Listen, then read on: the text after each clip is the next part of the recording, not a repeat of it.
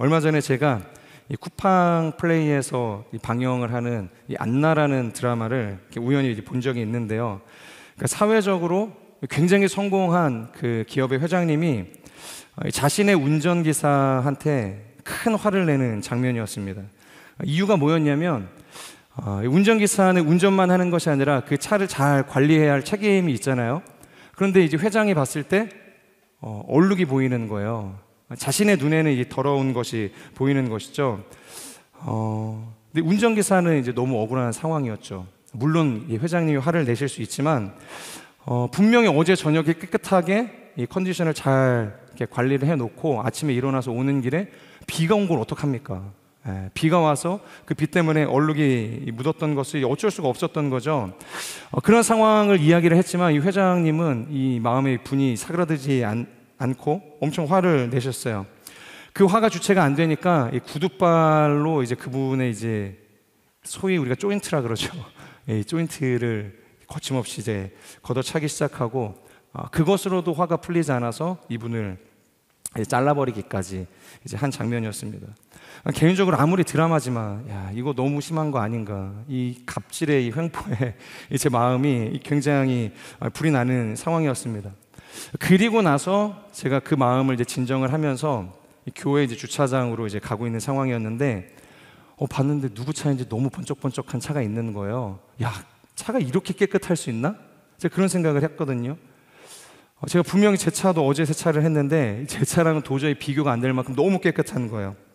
그리고 그날 이 눈인지 빈지 와가지고 바닥이 굉장히 더러운 상황이었는데 너무 깨끗한 거예요, 차가. 제가 무슨 생각을 했을까요? 그 차를 보고 그 마치 갓 출시된 그 차의 그 깨끗한 외관과 같은 모습을 보고 무슨 생각을 했냐면 방금 보았던 드라마가 생각이 난 거예요. 방금 보았던 드라마. 야 이게 가능한 거구나. 이게 가능한 거구나. 물론 이 화를 내는 과정에서 그 회장님의 대처는 불합리하다고 이야기할 수 있을지 모르겠습니다. 그런데 이 회장이 정말 불가능한 것을 요구한 것은 아니었구나라는 생각이 그 순간 저에게 들게 된 거예요. 그리고 이것을 더 제가 확장을 해서 생각을 하니까 코람데오, 그러니까 하나님 앞에서 나라는 이 존재로까지 이제 이어지게 됐습니다. 그러니까 내 안에 묻은 이 죄의 티끌은 이 드라마 속 그 차에 묻은 먼지보다 더하면 더했지 덜하지 않을 텐데 주님께 조인트 맞지 않아서 얼마나 감사한가. 그런 생각이 드는 겁니다. 그리고 영원한 지옥으로 보내지 않으시고 오히려 하나님의 자녀로 나를 구속해 주심에 감사하다라는 그런 마음을 제가 순간 갖게 되었습니다. 여러분은 어떠세요? 여러분 안에 있는 그 죄의 얼룩들, 그 죄의 티끌 안에서 그것이 보여지십니까? 그것이 느껴지세요? 그래서 이것을 내가 어떻게든 처리해야겠다, 이제 그런 어떤 마음들이 드십니까? 도르트 쥘레라는 독일의 한 여성 신학자가 있는데요. 그분이 거룩이라는 것을 이렇게 정의를 했습니다. 우리의 내면의 깊은 곳으로부터 올라오는 이 죄를 향한 분노이다. 그러니까 우리의 이 깊은 곳, 이 영혼의 깊은 곳으로부터 그 죄를 향해서 갖게 되어지는 강력한 분노, 이것이 하나님 안에서 갖게 되어지는 거룩이라고 이야기를 한다는 거예요. 다시 말해서 이 죄에 대한 분노가 우리 안에서 느껴지기 시작할 때, 우리 안에서 일어나기 시작할 때 그 티끌과도 같은 죄조차도 우리가 느껴지고 이것을 방치하지 않겠다, 그렇게 결단하기 시작할 때 우리의 삶은 진정 변화될 수 있다는 것이죠. 계속해서 우리가 이 사도행전 그리고 복음서의 말씀을 이제 큐티로 나누면서 흔히 예수님의 12 제자, 이 사도라고 이야기하는 그 초대교회 리더들도 얼마나 안 변했습니까? 정말로 안 변했죠. 진짜 지독하다, 지독하게도 사람들이 안 변한다, 그런 생각이 들 만큼 주님의 그 가르침 앞에서, 부르심 앞에서 반항적이고 무지했던 인생들이었죠. 그러니까 예수님께서 함께 하셨던 이 공생의 3년 반이라는 시간 동안 이 좋은 방향보다 어찌 보면 더 안 좋은 방향으로만 달려갔던 존재들이 이 제자의 모습이었던 것 같습니다. 영적인 것은 관심이 없죠. 어떻게 하면 예수님을 통해서 이 다윗 시대의 그 영광을 재현할 수 있을까? 어떻게 하면 우리가 다시 한번 그때로 돌아갈 수 있을까? 그리고 그 재현된 왕국에서 어떻게 하면 주님의 이름으로 이 높은 자리에 앉을 수 있을까? 거기에만 몰입해 있던 것이 제자들이었다는 것입니다. 심지어 이 겟세마네 언덕에서 예수님께서 땀이 비가 되도록 기도하라 기도하던 그 당시에도 내가 괴로우니, 심히 괴로우니, 죽을 지경이니 나를 위해서 기도하라, 그렇게 이야기하셨음에도 불구하고 제자들은 기도하지 못했다는 것입니다. 제가 그래서 지난주에도 말씀드린 것처럼 화롯불 앞에서 잠든 늑대와도 같았다. 이 유진 피터슨 목사님은 메시지 성경에서 그 본문을 그렇게 번역하고 있다는 거예요. 화롯불 앞에서 잠이 들어버린 늙은 개와 같다. 그게 변하지 않는 연약한 우리의 이 죄성이라는 것입니다. 이것이 제자들의 현실이었고 한계였죠. 그런데 놀라운 것은 이런 늙은 개와도 같았던, 잠들어 있었던 이 개와 같았던 인생들이 완전히 변하게 되었다는 것입니다. 완전히 변한 거예요. 그냥 변한 것이 아니라 완전히 인생이 달라진 것입니다. 여러분, 무엇이 그것을 가능하게 했을까요? 어떠한 동기로 그들이 변할 수 있었냐는 거죠. 무엇이 그들을 완전한 변화로 이끌었냐는 것이죠. 바로 성령이라는 거예요. 성령께서 그들 가운데 역사하기 시작하니까 그들의 인생이 달라지는 것입니다. 성령을 받고 완전히 변화된 인생을 살게 된 것이죠. 그러니까 사람 고쳐 쓰는 건 아니다. 그러니까 네가 변하면 내 손에 장을 짓는다. 해가 서쪽에서 뜨겠네. 이런 온갖 부정한 사람들의 변화에 대한 세상의 부정적인 메시지들이 있잖아요. 이 모든 메시지가 무색하리만큼 이 제자들이 달라졌다는 것이죠. 저는 지지리도 변하지 않는 우리의 인생도 이 제자들의 인생과 같이 성령 받고 변화되는 놀라운 은혜가 있기를 주님의 이름으로 축복합니다. 자, 그렇다면 제자들이 뭐가 달라졌을까요? 제자들의 인생 달라지긴 한 것 같은데 뭐가 달라졌을까? 크게 두 가지가 달라졌는데요. 첫 번째, 그들은 기도하는 사람들이 됐습니다. 우리 같이 한번 읽어볼까요? 시작. 그들은 기도하는 사람들이 됐습니다. 이것이 그들에게 나타난 첫 번째 변화였습니다. 그리고 두 번째, 소유의 모든 것을 주 앞에 드리는 사람들이 됐습니다. 이것도 다시 한번 같이 읽겠습니다. 시작.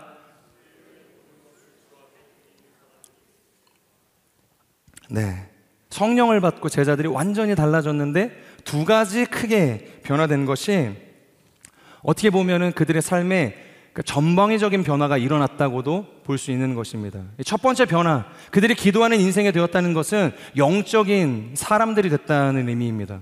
그리고 두 번째, 그들이 자신의 소유를 아낌없이 사도들의 발 앞에, 하나님 앞에, 교회 앞에 드릴 수 있게 되었다는 것은 그들의 인생 가운데도, 그들의 삶 가운데도 실제적인 변화가 일어나게 되었다는 것을 의미하는 것이죠. 저는 오늘 우리가 함께 이 본문의 말씀을 통해서 그 중에 첫 번째 변화인 이 영적인 변화에 포커스를 맞춰서 함께 말씀을 나누려고 합니다. 우리 24절 전반절의 말씀을 같이 한번 읽도록 하겠습니다. 24절입니다. 시작. 그들은 이 말을 듣고 함께 소리 높여 하나님께 기도했습니다. 자, 베드로와 요한이 옥에서 풀려나 자신들의 이 경험했었던 일들을 사람들에게 이야기하기 시작했을 때 동료들이 보인 반응이 어땠죠? 하나님께 기도했습니다. 그들이 이 이야기를 듣고 함께 소리 높여 하나님께 기도했다는 것이에요. 기도하는 인생들이 되었다는 것입니다. 그런데 누군가는 이런 이야기를 하실지도 모르겠어요. 그들은 성령 받기도 전에 이미 기도했던 사람들 아닙니까? 그들이 기도를 했기 때문에 성령을 받게 된 거 아닙니까? 오히려 기도가 먼저이고 성령이 나중 아닙니까? 이런 이야기를 하실 수도 있을 거라는 생각이 드는 거예요. 제가 이 말씀을 이제 묵상을 하는데 갑자기 군대 시절이 생각이 났어요. 아, 저 인간 또 군대 이야기 하는구나, 이렇게 생각이 들 수도 있는데, 네, 그만큼 강력한 경험이 있었던 것이 그 2년의 군대의 시간이었기 때문이에요. 그때 제가 다니던 이제 군 교회가 있었거든요. 근데 그 교회를 담당하시던 이 목사님께는 굉장히 죄송한 말씀이지만 그 당시에 모든 사람들이 다 알고 있었어요. 이분의 설교가 얼마나 지루한지. 다 잤어요, 다. 사실 말씀 들으러 교회 간 게 아니라 자러 교회를 갔다고 말할 만큼 사실 이 설교 너무 지루했다는 거예요. 사실 군인들이 얼마나 피곤합니까? 피로합니까? 그런데 일과를 뒤로 하고 사실 거기를 간다는 것은 뭔가 이렇게 베네핏이 있어야 사실 가는 거죠. 예. 말씀을 듣기 위해서 가는 분들도 있었지만 대부분의 사람들이 그 지루한 설교에서 무리 없이 자기 위해서 사실 교회를 선택했다고도 볼 수 있는 것이에요. 자, 그러면서 모두가 그 졸린 목사님의 설교를 들으면서 동의했었던 지점이 뭐였냐면 이 부대가 교회에 대한 큰 지원이 사실상 어려웠습니다. 굉장히 이렇게 오지였고 이제 산골이었고 이 부대 자체적으로 뭔가 재정적으로 여유가 있었던 것이 아니었기 때문에 이 군 교회를 유지하기 위해서 많은 돈을 들일 수가 없었던 거예요. 그러다 보니까 당연히 이 목회자셨던 이 목사님에게도 이 많은 이제 재정적인 지원이 어려웠던 거죠. 근데 사모님이 계셨고, 그리고 다 자란 이 두 딸이 있었단 말이에요.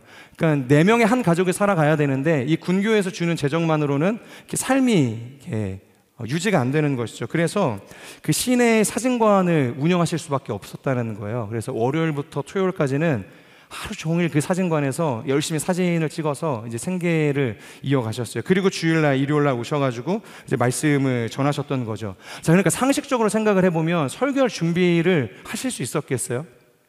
설교에 투자할 시간이 없었다는 거예요. 그래서 그때 부대에 어떤 말이 유행처럼 돌았냐면, 목사님이 사진관을 운영하신다. 여기서부터 시작을 합니다. 그러니까 당연히 어떻게 해요? 말씀 준비할 시간이 없겠지? 그러니까 어떻게 됩니까? 설교가 재미없을 수밖에 없죠. 그러니까 사람들이 졸게 되는 거예요. 그러니까 자연스럽게 장병들이 교회를 안 가게 되는 거예요. 잠도 이제 지루한 거예요. 괜히 교회 갔다 욕먹을 바에는, 거기 가서 잠깐 자고 올 바에는 그냥 안 가고 말겠다. 사람들이 그렇게 선택을 하는 거죠. 그러니까 교회가 텅텅 비는 거예요. 근데 대제장님은 그게 열받는 거지. 그래도 집사여서 맨날 와가지고 맨 앞에 이제 앉아 계시는데 어쩔 수 없이 또 이제 징병을 하라는 거예요. 와서 예배 드려라. 그러니까 이 패턴이 계속 반복이 되는 거예요. 그런데 여전히 목사님은 사진관을 운영하세요. 그러니까 설교 준비할 시간이 없는 거예요. 이 악순환의 고리가 계속해서 반복이 되어지는 거예요. 이게 갑자기 생각이 나면서 우리의 인생, 이 변화되어진 이 사도들의 인생, 이 제자들의 삶에도 이것을 동일하게 적용할 수 있겠다는 생각이 드는 거예요. 뭡니까? 바로 기도로 성령을 경험하게 되니까 기도하게 되는 거예요. 그래 기도하게 되니까 또다시 성령을 경험하게 되었다는 것입니다. 그러니까 다시 말해서 기도가 먼저다, 성령이 먼저다, 아니면 성령이 먼저다, 기도가 먼저다, 이것이 중요한 것이 아니라 기도하는 사람은 성령 충만에 이르는 것이에요. 그리고 성령 충만한 사람은 자연스럽게 기도하게 되어져 있다는 것입니다. 여러분, 이것은 결코 분리하거나 나누거나 제도화할 수 없다는 거예요. 마치 이 메비우스의 띠처럼 처음이 끝이고 끝이 처음처럼 엮여서 돌아가게 되어진다는 것입니다. 사랑하는 여러분, 여러분들의 인생은 변화를 갈망하십니까? 하나님 안에서 말씀으로 변화되어지는 인생이 되기를 원하세요? 그리고 성령 충만한 인생이 되어지기를 원하십니까? 그렇다면 기도하십시오. 기도를 통해서 우리는 성령 충만하게 될 것이고, 성령 충만한 우리의 인생은 다시 기도로 채워가는 인생으로 채워지게 될 것이라는 것이죠. 동의하시죠?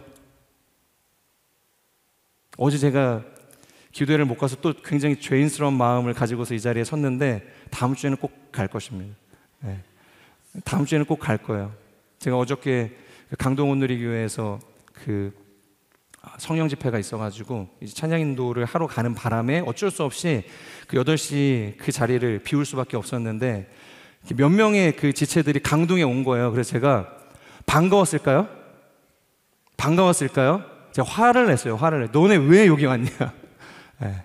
8시에 우리가 약속한 그 기도의 자리로 가서 기도했어야 되지 않냐, 그런 이야기를 했는데, 다음 주 광고를 제가 드리려고 했는데, 다음 주는 저희가 특별히 포아우네이션이 있기 때문에 목요일, 금요일 뜨겁게 철야로 기도하시고, 그 다음 주 다시 저희 오프 기도에 오셔가지고 기도할 수 있는 여러분들이 되었으면 좋겠습니다. 자, 계속해서 이 지난 본문이죠. 이 사도행전 4장 이 1절에서 이 20절까지, 21절까지의 이제 본문과 또 오늘 우리가 나누었던 이 본문을 이어서 보면은 이 재밌는 상황이 연출이 되어지는데, 그것이 뭐냐면 바로 절대 안 변하는 이 세상, 절대로 안 변하는 이 사람들, 그리고 반대로 완전히 달라진 이 제자들의 양상이 대비되어서 보여지게 된다는 것입니다. 지금 상황을 보면요, 지금 그들에게는 똑같은 위기가 찾아왔어요. 세상에게도 위기가 찾아왔고, 그러니까 종교 지도자들에게도 위기가 찾아왔어요. 그런데 그들에게만 위기가 찾아왔냐? 아니요, 제자들에게도 동일한 위기가 찾아왔거든요. 어떻게 보면 상황은 다르지만 똑같은 위기인 것입니다. 자, 제자들의 입장은 그런 거죠. 우리는 보고 들은 것을 어떻게 해요? 전하지 않을 수 없다. 전하지 말라고 이야기를 해도 보고 들은 것을 우리가 전하지 않을 수가 없는 것이에요. 그러니까 복음 전파자로 각성했기 때문에 앞으로 수많은 대적자들의 핍박이 예고되어져 있다는 거예요. 이 복음을 전하는 인생이 된다고 한다면. 이것이 그들에게 찾아온 고난이었다는 것이죠. 위기였다는 것이죠. 반대로 이 종교 지도자들 입장에서도 보고 들은 것을 전하는 사도들 때문에 어떤 일들이 있어요? 어떤 일들이 있죠? 이 강력한 결속력을 가지고 있었던, 자신들을 지지하고 있었던 이 지지층들의 표이동이 일어나는 거예요. 자신들의 편이었는데 이제는 새로운 복음을 듣고 새로운 말씀을 듣고 가르침을 듣고 마음의 전환들이 일어나는 거예요. 그러니까 우호 세력들이 떠나가게 되는 것이죠. 다 이쪽으로 이제 붙게 되어지는 거예요. 한 번 설교했더니 막 5천 명씩, 3천 명씩 대거 막 그렇게 이탈을 하게 되었던 것이죠. 이처럼 서로에게 이유가 다르지만 똑같은 위기가 찾아오게 되었다는 것입니다. 자, 그런데 제자들이 어떻게 하죠? 그 위기 속에서, 그 핍박 속에서 기도했다는 거예요. 한 마음으로, 오늘의 본문을 보니까 한 마음으로 그들이 소리 높여서 기도했다. 기도하는 인생이 되었다는 것입니다. 아무리 겁박을 주고 감옥에 가두고 너희 풀어줄 테니까 다시는 복음 전하지 마, 이렇게 그들에게 으름장을 놔도, 사람 선동하지 말라고 해도 나는 내가 보고 들은 것을 전하지 않을 수 없다. 하나님의 복음을 전해야 한다. 그러니까 결코 침묵하지 않을 용기를 가지고 오히려 더 거침없이 담대하게 복음을 전하는 인생들이 되었다는 것이에요. 완전히 달라지는 모습을 보이는 것이죠. 그런데 종교 지도자들은 어떻게 하는가? 어떻게 합니까? 기도합니까? 말씀 앞으로 돌아가요? 이 베드로와 요한의 문제 앞에서 공의회를 소집하는 것입니다. 그러니까 사내들인 이 공의회를 소집하는 거예요. 높은 자리에 앉아서 이 유대교를 좌지우지하는 이 기득권층을 불러서 어떻게 할 것인가 이제 회의를 하는 거예요. 여러분, 이런 이야기 들어보신 적 있으세요? 회의가 많아지면 회의가 찾아온다. 이런 이야기가 있죠. 결코 우리가 만들어내는 이 다양한 회의, 열심을 들이는 회의를 통해서 진정한 문제를 해결할 수 없을 수도 있다는 거예요. 회의가 많다고 해서 근본적인 문제가 해결이 되는 것은 아니라는 것이죠. 여러분, 교회의 진짜 위기가 뭘까요? 교회의 진짜 위기, 그것은 세상의 겁박과 위험이 아니라 교회가 기도하지 않는 것이 정말로 큰 문제인 거예요. 교회가 기도하지 않는 것, 그리고 교회에 기도하는 사람들이 없다는 것이 정말로 그 공동체의, 그 교회의 큰 문제라는 것입니다. 이번 주 화요 성령 집회를 할 때 정한유 목사님께서 이런 이야기를 하셨어요. W 공동체는 오늘 기도라는 걸 한대요. 오늘 기도. 그러니까 오늘도 늘 기도한다는 캠페인을 한다는 거예요. 그래서 그 기도문을 이 단톡방에 올려가지고 우리가 어떤 기도를 했는지를 나눈다고 이야기를 하는 것이죠. 개인적으로도 굉장히 큰 도전이 되었습니다. 근데 바로 시작하고 우리가 따라하는 것 같으니까 일단 너무 좋은데 우리는 금요일날 기도에 먼저 좀 집중을 해야겠다. 뭘 해야 돼요? 여러분들이 철야에도 오셔야 되고 다음 주 금요일날 기도에도 오셔야 된다는 것을 꼭 기억하실 수 있으면 좋을 것 같아요. 성령을 통해 나타난 이 변화의 시작은 언제나 기도를 통해서 일어나게 되었다는 것을 우리가 잊지 않았으면 좋겠어요. 그리고 교회의 탄생 역시 그렇게 기도로 변화된 사람들을 통해서 세워지게 되었다는 것입니다. 하나님의 교회를 꿈꾸세요. 하나님께 올인한 성령 충만한 인생이 되기를 원하십니까? 그러면 기도의 자리를 여러분들의 인생 가운데 세우실 수 있는 은혜가 있기를 주님의 이름으로 축복합니다. 자, 계속해서 기도라는 물줄기를 조금 더 잡고 가려고 하는데 우리 25절에서 26절의 말씀을 함께 읽도록 하겠습니다. 시작. 주께서는 주의 종 어째서 민족들이 분노하며 사람들이 헛된 음모를 꾸미는가? 세상의 왕들이 일어나고 아멘. 네, 지금 성령 충만한 사도들의 입에서 터져나오는 기도가 뭐죠? 그들이 지금 기도했을 때 무엇을 가지고 지금 기도하기 시작했다고 이야기합니까? 바로 시편 2편 1절에서 2절의 말씀을 그들이 선포하기 시작을 했던 거예요. 기도하기 시작했는데 성령 충만의 결과로 나타났던 것이 시편 2편의 말씀을 그들이 선포하는 것이었다는 거예요. 여러분, 우리가 흔히 성령의 역사라고 이야기한다면 마치 신비한 현상들이나 어떤 능력이 나타나는 것으로 정의하게 될 때가 있어요. 그러니까 그런 것을 이미징할 때가 있다는 것이죠. 제가 유튜브를 통해서 최근에 이제 듣게 된 한 목사님의 이야기인데요. 이런 내용입니다. 유튜브를 통해서 그분이 많은 사람들의 이 질문을 받아요. 그리고 그 질문을 답해서 이제 말씀을 해주시는데 그분의 이게 답변의 특징이 뭐냐면 항상 이 학문적인 자료를 통해서 어려운 성경의 말씀들을 통해서 때로는 이 인문학을 통해서 이 사람들의 이 고민들을 해결해 준다는 거예요. 너무 좋아요. 인기도 많습니다. 그래서 많은 사람들이 그분을 좋아해요. 그런데 그 중에 어떤 사람들이 뭐라고 댓글을 달았냐면 저분은 정말로 신앙을 모르는 분이라고 이야기를 하는 거예요. 저분은 성령을 모르시는 분이다. 그러니까 성령을 경험하지 못했기 때문에 자꾸 저렇게 고지식하게 성경의 말씀 가지고 와서 이야기하고 인문학적인 자료를 찾아갖고 와서 저것도 답이라고 이야기를 해준다. 저것이 솔루션이라고 이야기를 한다는 것입니다. 여러분, 그분이 이 신학의 길을 들고서 교수와 목사와 사역을 병행한 것만 토탈 따져도 20년이 넘어가시는 분이라는 거예요. 평생을 목회 현장에서 그렇게 헌신하면서 제자를 양육하신 분한테 저분은 성령을 모르시는 분이다. 성령을 경험한 적이 없으신 분이다. 그런 이야기를 하는 것이죠.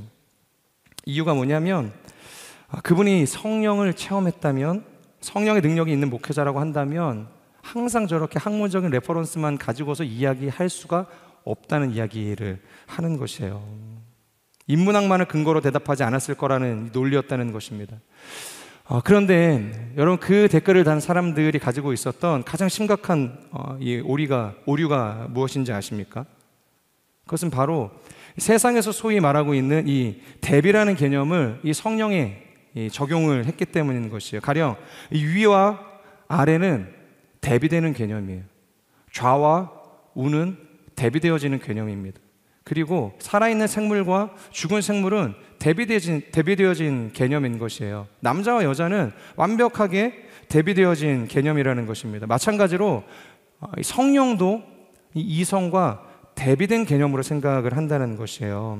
그래서 성령을 감정과 이 능력과 이 신비적인 것으로 완전히 치환을 해버리는 것이죠. 그리고 이성과 논리와 지식의 말씀과 같은 개념으로 또 치환을 한다는 것입니다. 둘은 한 물줄기를 향해서 나아가는 것이 아니라 완전히 분리되어진 어떤 성향을 띠고 있다고 생각을 한다는 것이에요. 그런데 여러분, 성령님이 어떤 영이십니까? 성령님은 어떤 존재이세요? 에베소서 말씀을 보면 성령님은 지혜와 계시의 영이세요. 우리에게 지혜를 주시는 분이세요. 우리에게 끊임없이 하나님의 말씀을 계시해 주시는 영이시라는 거예요. 그것을 깨닫게 하시는 영이시라는 겁니다. 요한복음 1장 1절을 보면 이런 말씀이 있어요. 그것을 헬라어로 나열을 하면 엔 아르케 헨 호로고스. 엔 아르케 헨 호로고스. 엔 아르케는 태초에라는 의미를 갖고 있고 헨 계시니라, 호로고스 그 말씀이. 그러니까 뭐예요? 즉 태초에 말씀이 계셨다. 태초에 말씀이 계셨다고 이야기를 하는 것이죠. 근데 여기서 이 말씀으로 번역된, 그래서 우리가 로고스라고도 이야기하는 이 말씀, 이것을 당시 그리스 철학에서 뭐라고 번역을 하고 있냐면 이성 그리고 질서라고 번역을 하고 있다는 것이에요. 이성, 질서. 여러분, 질서가 뭐죠? 질서가 뭐예요? 그것은 비례와 조화와 균형이 완전히 맞는 것이거든요. 그러한 상태거든요. 어떤 한쪽에도 치우침이 없이 완전한 균형을 이루어서 가는 상황을 우리가 질서라고 이야기를 하는 것이죠. 다시 말해서 로고스. 그러니까 그 질서의 근간을 두고서 말하는 이 말씀이라는 것은, 이 로고스라는 것은, 그래서 그 말씀적인 선포와 가르침은 결코 성령과 대비되어지는 개념이 아니라는 것입니다. 그러니까 무질서한 어떤 한 층만을 이야기하고 있는 것이 아니라는 것이에요. 오히려 공존하고 조화를 이루는 질서의 개념을 이 로고스가 가지고 있다는 것입니다. 심지어 우리가 잘 알고 있는 이 성령 사역으로 가장 대표적이 된 이 교단이 뭔지 아세요? 오순절 교단이라고 이야기하죠. 오순절 교단. 그래서 우리가 순복음 교회는 이 성령 사역, 이 은사 사역이 굉장히 활발하게 이루어지지 않습니까? 그런데 그 오순절 교단조차 오순절 신학이라는 게 있어요. 오순절 신학. 오순절 신학. 사람을 구원하는 것, 교회의 부흥과 성장을 이루어내는 것, 물론 성령의 능력이고 반드시 성령의 강권적인 어떤 역사들이 일어나야만 합니다. 하지만 결국 그 모든 경험과 이 신비적인 현상마저도 이 신학이라는, 이 말씀이라는 그 범주 안에서 늘 해석이 되고 해명되어질 수 있어야 된다는 거예요. 능력이 나타나고 병든 자가 치유되어지고 이것만이 성령의 역사가 아니라는 것입니다. 그래서 가장 가깝게는 이 마가의 다락방 가운데서 임했던 그 성령 강림의 사건이 어떻게 해석이 되죠? 그들은 영문을 알지 못하잖아요. 갑자기 기도하고 있었더니 하늘에서 성령이 임한 거예요. 한 번도 그들이 선포해보지 못했던 그 방언이 터져나오는 경험들을 그들이 하게 되지 않습니까? 이것을 뭘로 해석할 수 있냐는 거예요. 우리가 기도하는 가운데 갑자기 외국어로 막 방언을 한다고 생각을 해보세요. 이걸 뭘로 해석하시겠어요? 그냥 내게 능력이 나타났다고 그렇게 치부하시겠어요? 결국 그들이 뭘로 이 현상을 해석을 하냐면 요엘 선지자에게 주셨던 그 구약의 예언의 말씀을 통해서 해석을 하는 거야. 지금 이 현상이 그냥 갑자기 임한 사건이 아니라고 그들이 해석이 되어지는 거예요. 남종과 여종과 모든 사람들이 하나님 안에서 꿈과 환상과 예언을 선포하게 될 것이다. 그때가 바로 지금이구나.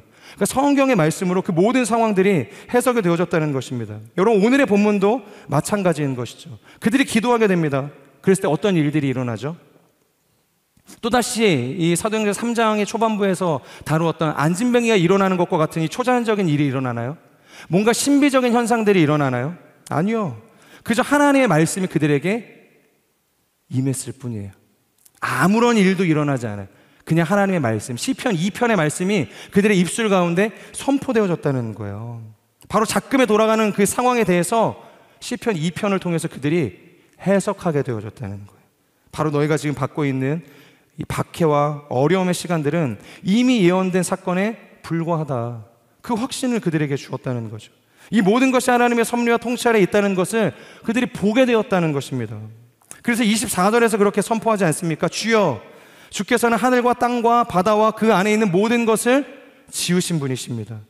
결국 이 땅의 그 어떤 것도 하나님의 섭리와 통치와 그분의 주권을 벗어날 수 없다는 이야기를 하고 있는 것이에요. 사랑하는 여러분, 기도를 통해 역사하는 이 성령 충만의 정체, 성령께서 일하시는 방법이 뭘까요?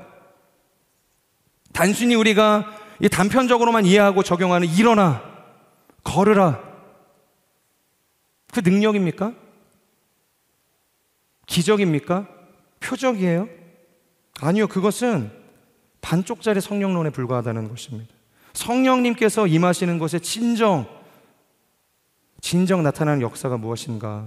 그것은 바로 예수님께서 자신의 떠남을 예고하면서 제자들에게 그렇게 말씀하세요. 진리의 영이신 성령님께서 오시면 그가 너희를 자유케 할 것이다. 그가 너희를 자유케 할 것이다.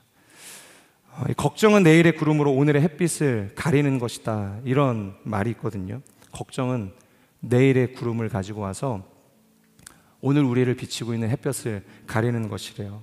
여러분, 내일의 구름, 내일의 이 구름이래요. 내일은 우리의 영역이 아닌데 굳이 내일이라는 시간 속에 있는 그 구름을 가지고 와서 오늘 이 화창한 날의 햇빛을 가려버리는 것, 그것을 걱정이라고 이야기하거든요. 여러분, 우리가 기도하지 않으면요, 우리는 우리의 생각으로 걱정하지도 않아도 될, 염려하지 않아도 될 거짓에 의해서 우리의 삶을 완전히 내어주게 됩니다. 사로잡히게 되는 것이에요. 그러나 기도하면, 그래서 성령님께서 우리 인생 가운데 역사하면 그 안에서 진실을 알려주시는, 진리를 깨닫게 하시는 그 성령님께서 역사하기 시작하신다는 거예요. 그러면 우리가 두려워하지 않아도 될 것을 두려워하지 않게 됩니다. 사소한 일은 사소한 일로 치부할 수 있게 돼요.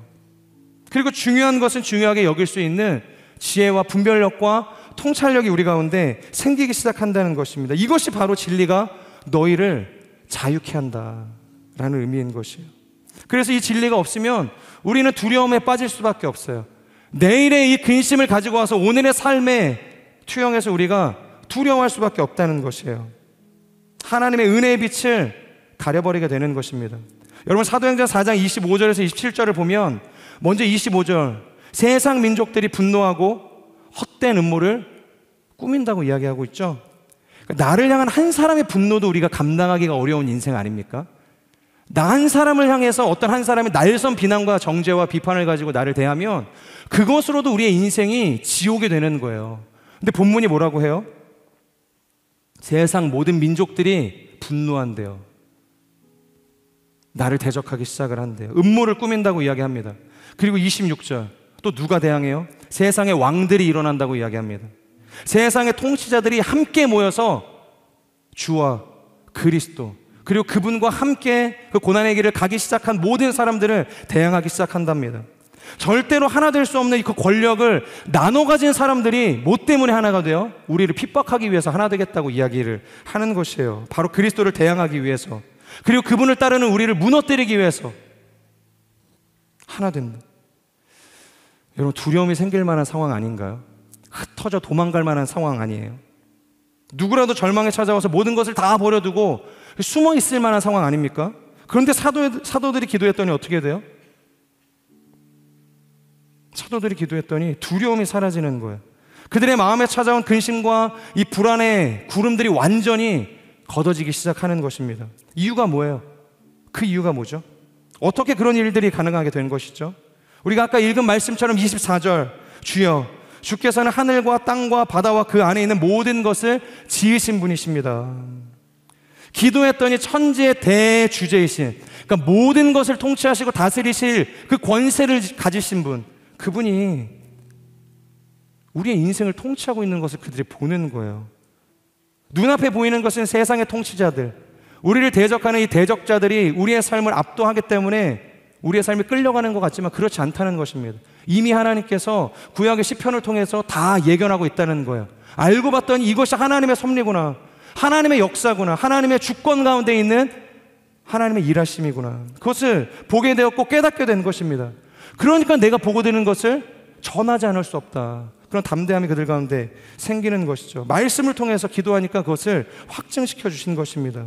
진리의 성령님이 너희에게 오시면 그가 너희를 자유케 할 것이라. 진리의 성령이 너희에게 오시면 그가 너희를 진리 가운데로 인도할 것이라.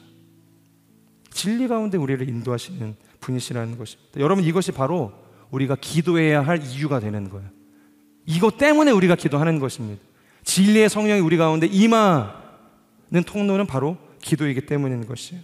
두려움과 근심과 염려가 찾아올 때, 우리를 짓누르기 시작할 때, 세상 사람들처럼 사람 찾고 명예 찾고 돈 찾고 어떻게 하면 이것을 해결할까 회의를 소집하는 것이 아니라, 그때 우리가 하나님 앞에서 해야 할 결단은 뭐냐면 기도의 자리로 나아가는 것입니다. 무릎 꿇고 하나님 앞에 두 손 들고 기도하는 거예요. 하나님, 우리를 도와주십시오. 진리 안에서 우리 안에 있는 모든 두려움의 구름들이 걷어지게 하십시오. 하나님께서 나의 인생 가운데 무엇을 원하시는지 말씀해 주십시오. 정말로 우리가 진리 가운데 굳게 서기 위해서 기도해야 한다는 것입니다. 이것이 우리가 기도해야 할 이유가 되는 것이에요. 그냥 그 기도의 시간에 여러분 머리수 채우라고 오라고 하는 거 아닙니다. 사람이 많아야 기도를 우리가 분위기 타서 좀 되나? 그래서 오라고 하는 게 아니에요. 우리가 진리 가운데로 나아가기 위해서, 여러분 개인이 진리를 만나기 위해서, 우리가 진리 가운데 굳게 세워지는 공동체가 되기 위해서 기도의 자리로 우리가 모이는 것입니다. 그래서 어떻게 돼요? 기도하기 시작하니까 진리의 눈을 뜨게 되니까 29절, 그러니 주여 그들의 위협을 보고 종들을 도와 주의 말씀을 담대하게 전하게 하소서. 담대하게 전하게 하소서. 그들이 두려움의 억압으로부터 완전히 자유를 선포하는 것입니다, 사실상 이게. 그리고 31절, 그들은 모두 성령으로 충만해져 하나님의 말씀을 담대하게 전했습니다. 성령으로 충만하니까, 진리의 눈을 뜨게 되니까, 이것이 하나님께서 우리와 함께 하시는 증거였구나. 그러니까 담대하게 하나님의 말씀을 전하게 되는 것입니다. 얽매이던 모든 것으로부터 벗어나서 그리스도의 담대한 증인이 되었다는 것입니다. 사랑하는 여러분, 이것이 바로 기도를 통해 나타난 이 초대교회의 놀라운 변화이자 성령 충만의 증거입니다. 믿으십니까? 저는 우리의 삶 또한 기도로 성령 충만에 이르고 영적으로 정말로 강력한 변화를 일으켜내는 하나님의 사람들이 되기를 주님의 이름으로 축복합니다. 기도할 때, 우리가 하나님 앞에 무릎 꿇기 시작할 때 그 진리의 영이신 성령께서 오셔서 우리를 자유케 할 것이고 진리 가운데로 이끄실 줄로 믿습니다. 우리 같이 말씀을 기억하면서 함께 기도하도록 하겠습니다. 신실하신 하나님, 세상 가운데 찾아온 이 고난과 이 핍박 속에서 사도들이 선택했던 것은 기도하는 것이었습니다. 세상 사람들처럼, 세상의 통치자들, 소위 지혜자라고 말했던 사람들처럼 회의를 소집하고 어떻게 우리가 이 문제를 해결할 것인가, 세상의 지혜를 가지고서 그들이 토론했던 것이 아니라 그저 하나님 앞에 믿음으로 무릎을 꿇고 기도했습니다. 그때 진리의 성령께서 찾아오셔서 그들을 진리 가운데로 인도하셨고 그들을 자유케 하셨음을 우리가 말씀을 통해서 깨닫게 되어집니다. 하나님, 우리가 기도하게 하여 주시옵소서. 이해할 수 없는 그 상황과 고난과 어려움의 현상 속에서 우리가 세상을 바라보지 않게 해주시고 하나님께 무릎 꿇고 두 손 들으며 기도하며 나아갈 수 있는, 그래서 진리 가운데 나아가 우리의 삶이 자유케 되어지는 놀라운 회복을 경험할 수 있도록 역사하여 주시옵소서. 이 시간 말씀을 기억하면서 우리 자신을 올려드리며 함께 통성으로 기도하며 나아가겠습니다.